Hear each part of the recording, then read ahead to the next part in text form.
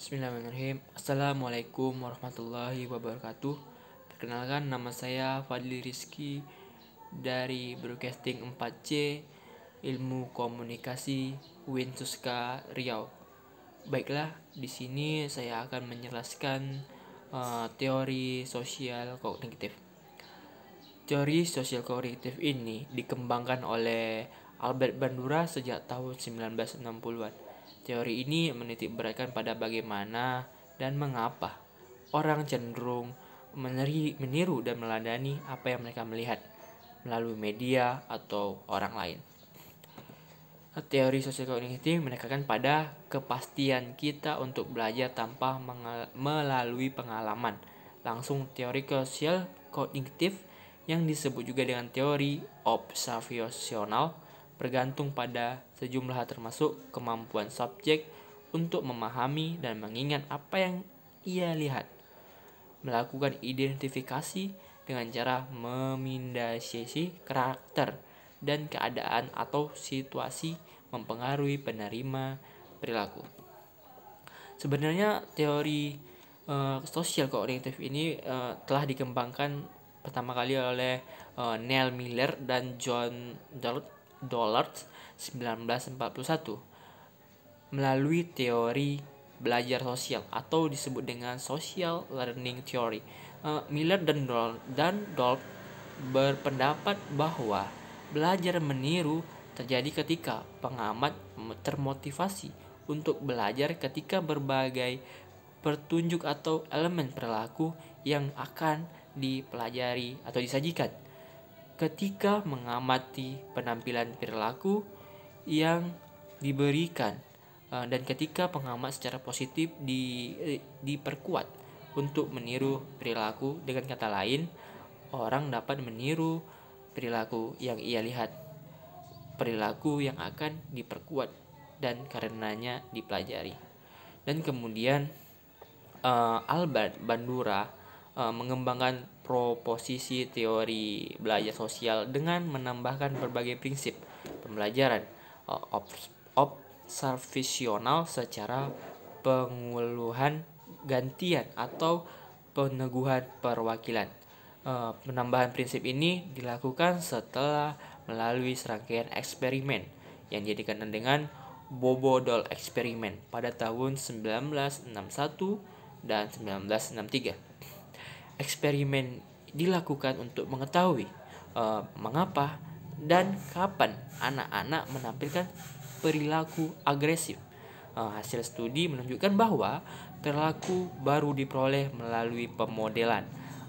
Dan kemudian Bandura mengembangkan gagasan Miller dan Dollard tentang bagaimana diperoleh melaluinya sebuah artikel yang dibuat tahun 1977. Dalam artikelnya, Bandura menjelaskan bahwa teori belajar sosial menunjukkan sebuah hubungan langsung antara self-factory yang dirasakan seseorang. Perubahan perilaku sosial factory berasal dari 4 sumber, yaitu pencapaian penampilan, pengalaman pengganti, dan persuasi verbal dan pernyataan fisiologi.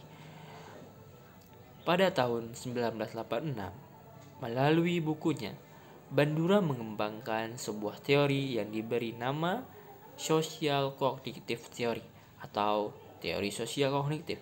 Perubahan nama ini dari teori belajar sosial ke teori sosial kognitif dimaksudkan untuk menekankan peran utama yang dimainkan kognisi atau kognisi dalam pengkodean dan penampilan perilaku. Menurut Bandura, teori sosial kognitif mendefinisikan belajar sosial sebuah proses yang mungkin atau direfleksikan dalam perubahan perilaku yang segera. Teori sosial kognitif menjelaskan bagaimana orang memperoleh dan mengelola atau menjaga pola-pola perilaku. Teori ini juga menyuguhkan dasar bagi adanya strategi intervensi, melakukan evaluasi terhadap perubahan perilaku tergantung pada faktor kelingkungan orang dan perilaku. Teori sosial kognitif juga menyuguhkan sebuah kerangka kerja bagi perencanaan, pengimplementasikan dan evaluasi program.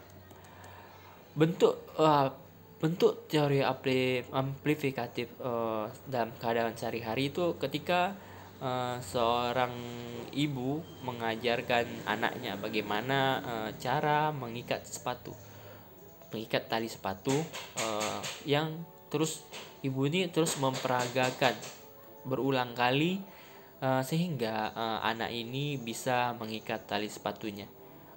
Proses ini disebut sebuah proses modeling.